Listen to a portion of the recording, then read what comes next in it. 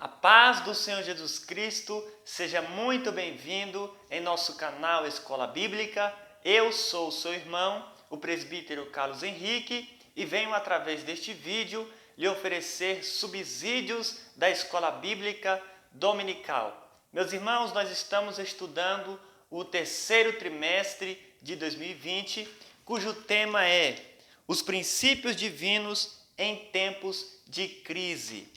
Nós já chegamos agora na lição de número 5. O tema é Zorobabel recomeça a construção do templo. O textuário nos diz assim: ao 24º dia do mês nono, no segundo ano de Dário, veio a palavra do Senhor pelo ministério do profeta Ageu, dizendo: ponde, pois, eu vos rogo, desde o dia em que se fundou o templo do Senhor, ponde o vosso coração nestas coisas. Ageu, capítulo 2, versículos 10 e também o versículo de número 18. A verdade prática. Sob o poder de Deus, a igreja torna-se imbatível no cumprimento das tarefas que Cristo lhe entregou. A leitura bíblica em classe desta lição se encontra em Esdras, capítulo 5, versículo 1 e 2, Ageu, capítulo 1, versículo 1 e o 12, e Zacarias, capítulo 4, versículos 6 ao 10. Eu não vou ler para ganharmos tempo, mas com certeza você deve ler aí na sua casa, para que você possa chegar na sala de aula bem afiado. Se você é novo por aqui em nosso canal, se inscreva em nosso canal, deixe aí também o seu like, o seu joinha. Se você gostar desta videoaula, também compartilhe a palavra de Deus. Vamos então entrar na introdução que nos diz assim: nesta lição estudaremos como Deus, depois de a construção do templo ter ficado parada por 15 anos, enviou socorro através do ministério de dois profetas, Ageu e Zacarias. Meus irmãos, por que nós estamos estudando o tema Zorobabel recomeça a construção do templo? Porque havia parado.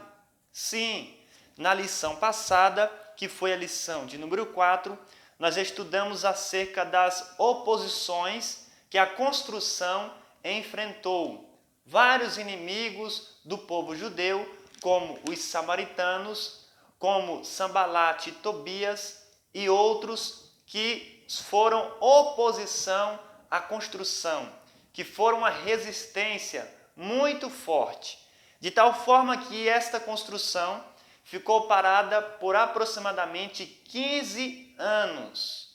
É muito tempo, não é verdade? Mas Deus então levantou o profeta Ageu e também o profeta Zacarias para profetizar e para incentivar o povo a retornar novamente à construção do templo. Então é isso que nós veremos nesta lição, é que o povo de Deus, depois de 15 anos, eles começaram novamente a construção e finalizaram com a ajuda divina. Vamos entrar no tópico de número 1. Deus suscita os profetas Ageu e Zacarias. Número 1. Deus levantou dois profetas. Quais foram esses profetas que Deus havia levantado? Ora, nós sabemos perfeitamente que Deus havia despertado o espírito de Ciro para que ele desse permissão para que o povo de Israel voltasse para suas terras e continuasse, ou seja, e começasse a construção do templo, dos muros e também da cidade. Neemias, ele veio, construiu os muros, depois ele voltou para Suzã novamente. E logo depois, Zorobabel, ele começou a construir o templo. Os inimigos vieram e impediram. Eles foram diante de Artaxerxes. Artaxerxes não sabia da história deste povo e mandou parar a construção. Durante 15 anos, a obra ficou parada. Eles haviam levantado um altar para adorar a Deus e oferecer sacrifícios, Então o Senhor Deus, ele levanta Ageu e também o profeta Zacarias para profetizarem primeiramente para Zorobabel, que era um líder político. Sim, Zorobabel era governador. E aqui no decorrer deste tópico de número 1, nós vamos entender, meus irmãos, que Deus, ele falou para 3 grupos. Sim, ele falou para o governo, para o sacerdócio e para o povo. Aqui para Zacarias, Deus ele trouxe uma mensagem de encorajamento. Ou seja, Zacarias estava com muito medo, meus irmãos. A Bíblia diz no capítulo 4 e o versículo de número 6 que as dificuldades pareciam montes grandes para Zorobabel, mas que ele não deveria temer diante desses montes grandes, que seriam como uma campina, como uma planície. Deus estava com ele. Então, no versículo de número 7 do capítulo 4 de Zacarias, Deus ainda garantiu a Zorobabel que as mãos dele começariam a construção e acabaria. Olha que mensagem de encorajamento. Zorobabel, as suas mãos vão começar e as suas mãos também vai terminar. Quem está falando é Deus. Quando Deus fala, está falado. Quando Deus diz, está dito, não é verdade? Louvado seja o nome do Senhor. E também houve aí, meus irmãos, a mensagem para Josué. Ora, se a mensagem para Zorobabel foi uma mensagem de encorajamento, para Josué, meus irmãos, foi uma mensagem de perdão e de restauração. As vestes de Josué estavam sujas. Satanás havia acusado Josué, que era sumo sacerdote. Como que alguém com as vestes sujas vai poder interceder pelo povo? Como que alguém em pecado vai poder oferecer sacrifício para o povo? Então, Deus usa o profeta Ageu e o profeta Zacarias para trazer esta mensagem de perdão e de restauração para Josué, e dizendo: olha Josué, a sua iniquidade, ela foi tirada, ela foi perdoada. Eu estou te dando agora vestes novas. E isso está escrito em Zacarias, capítulo 3, versículo de número 4. E Deus disse: agora eu quero que você coloque também uma mitra limpa sobre a sua cabeça. Então, Deus estava trazendo essa mensagem aí para Josué. E qual foi a mensagem para o povo? Meus irmãos, em Ageu capítulo 1, versículos 6 e 9, olha o que está escrito. Ageu falou-lhes do prejuízo que sofre o homem como busca somente a sua prosperidade material e deixa a casa de Deus deserta. Essa foi a mensagem para o povo. O povo estava preocupado em construir as suas casas, casas bonitas, casas luxuosas, e não há pecado nenhum nisso. O erro aqui é que o povo estava deixando a casa de Deus de lado e se preocupando mais com as suas casas. E a Bíblia diz que devemos buscar, em primeiro lugar, o reino de Deus e a sua justiça. Ou seja, em primeiro lugar é a casa de Deus e depois a nossa casa. Em primeiro lugar, o reino de Deus e depois as nossas coisas. Mas o povo não. O povo deixou a casa de Deus abandonada e estava ali buscando as suas coisas em primeiro lugar. Então, Ageu, no capítulo 1, versículo 8, você pode acompanhar aí, ele disse: olha, vão à floresta, vão atrás de madeira e edifiquem para mim a minha casa, porque isso me agrada. Então o povo deveria ir para a floresta buscar madeira para edificar a casa de Deus, porque o templo de Zorobabel, ele foi feito de pedra e madeira, diferente do templo de Salomão. O templo de Salomão, ele tinha muito ouro, porque é o tipo de Cristo quando ele estava na sua glória. E o templo de Zorobabel, que foi feito de pedra e madeira, é o tipo do Messias encarnado, o homem. Então, o povo deveria construir a casa de Deus. Esses foram, meus irmãos, os 3 recados, amém, que Ageu e Zacarias trouxe para Zorobabel, para Josué e para o povo. E qual foi o resultado da mensagem desses profetas? Nós vamos ver aqui no número 2. Então, Zorobabel ordenou que todos imediatamente voltassem à construção. Louvado seja o Senhor. Qual foi o resultado? Mão à massa. Arregassem as suas mãos, ou seja, arregassem as suas mangas, melhor dizendo, e vamos voltar à reconstrução do templo, da casa de Deus. Eu gostaria de ler com os irmãos um texto que se encontra em Ageu, capítulo 1, versículo 14. E o Senhor levantou o espírito de Zorobabel, filho de Sealtiel, príncipe de Judá, e o espírito de Josué, filho de Josadaque, sumo sacerdote, e o espírito do resto de todo o povo, e vieram e trabalharam na casa do Senhor dos Exércitos, seu Deus. Esse foi o resultado da mensagem dos profetas. O povo agora foi despertado.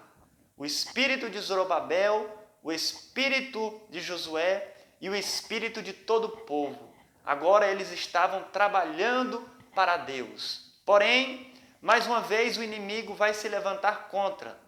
A Bíblia diz que eles foram diante de Dário, e Dário foi examinar o edito de Ciro.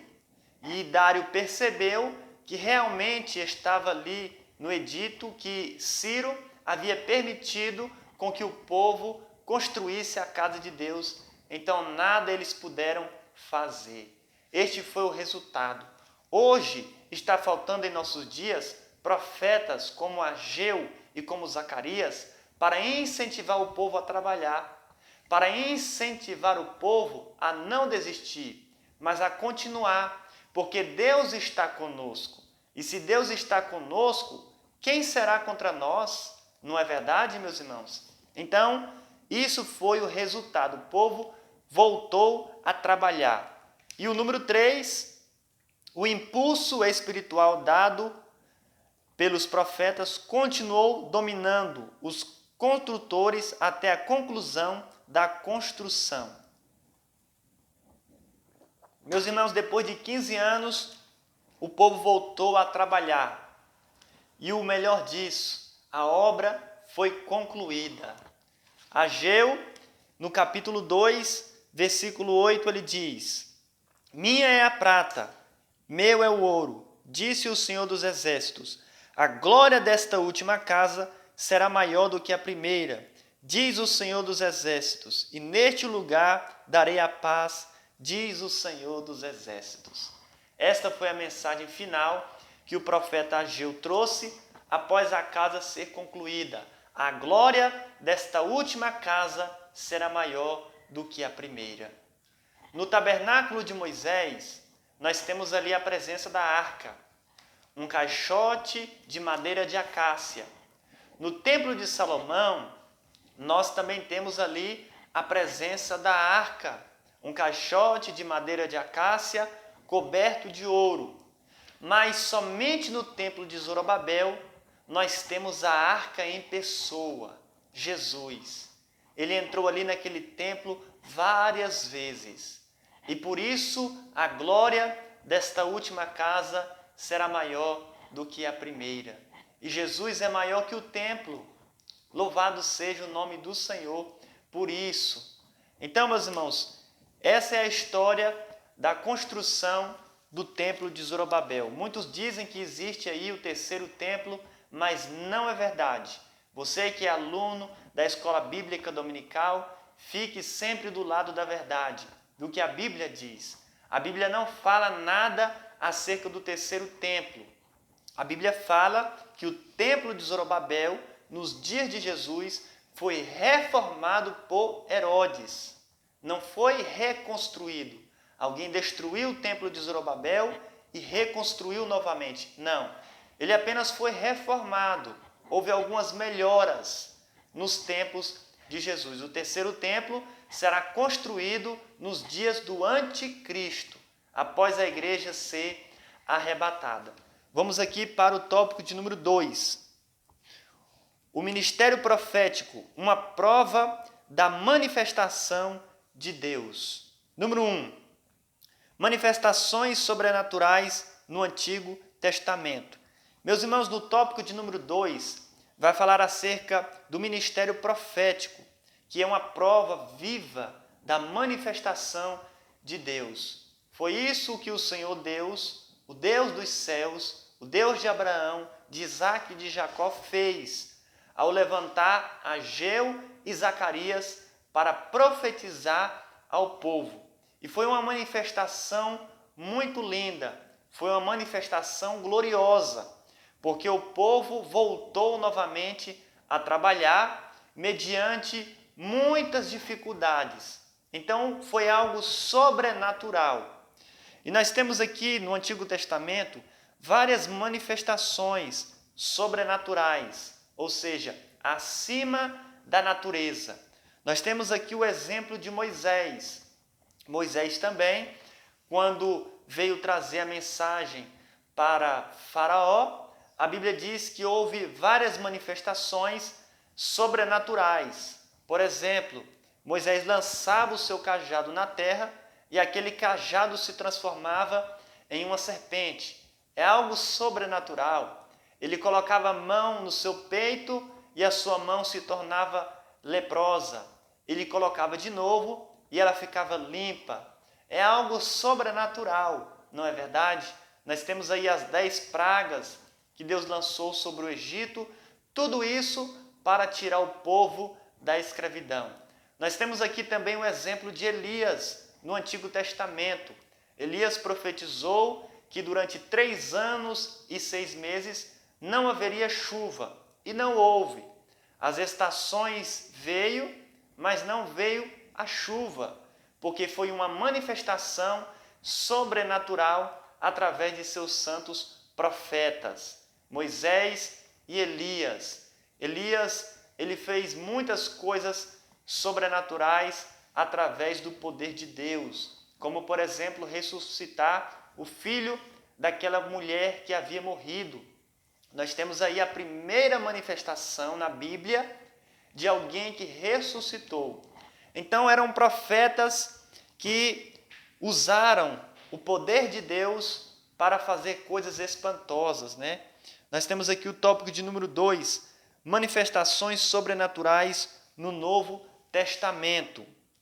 Quando o Espírito foi derramado em sua plenitude, os dons espirituais começaram a entrar em ação.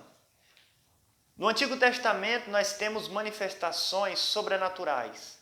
E no Novo Testamento não é diferente. No Antigo Testamento, nós temos aí vários milagres através dos profetas, como nós citamos aqui, o profeta Moisés e também o profeta Elias. Nós temos o profeta Eliseu, o profeta Samuel e tantos outros. E no Novo Testamento, existe manifestações sobrenaturais? Sim. Quando o Espírito Santo foi derramado no dia de Pentecostes, houve uma manifestação sobrenatural. O povo foi batizado no Espírito Santo e começaram a falar em novas línguas. Esse falar em novas línguas é uma manifestação sobrenatural.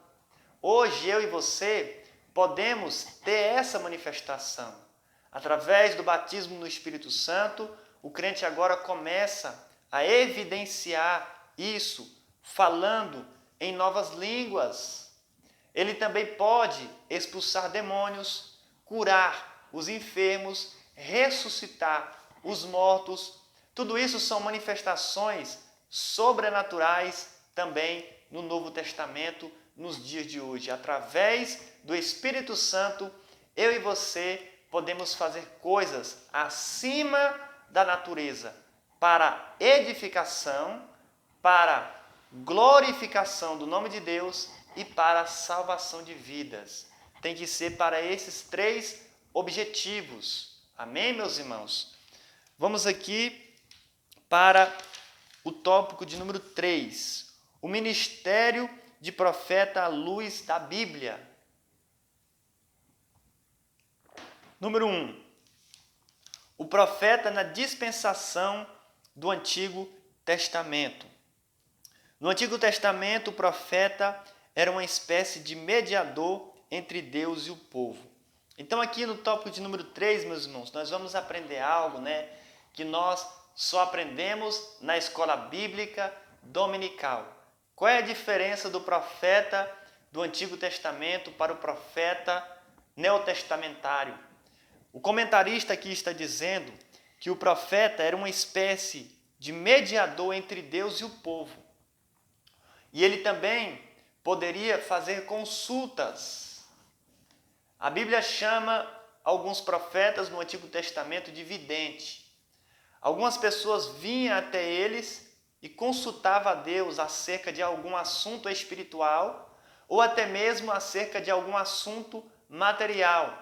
Se algum israelita perdesse as suas jumentas, como foi o caso de Saul, ele perdeu a jumenta de seu pai e ele veio consultar o profeta acerca disso. Ou seja, eram assuntos materiais.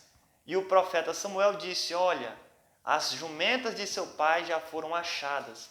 Então, a pessoa poderia consultar o profeta, e ele trazia uma mensagem da parte de Deus para aquela pessoa, seja para assuntos materiais ou para assuntos espirituais. Davi, ele foi um grande consultador de profetas e também de sacerdotes.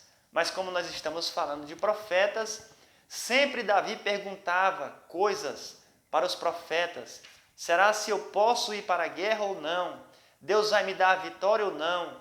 E o profeta às vezes falava, sim, vai porque Deus é contigo. Deus vai te dar a vitória.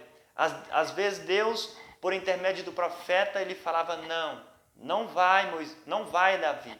Então, o profeta era exatamente assim que ele agia no Antigo Testamento. Quando ele recebia uma mensagem de Deus, meus irmãos, era como um peso. Enquanto ele não falava aquela mensagem, não saía aquele peso dele.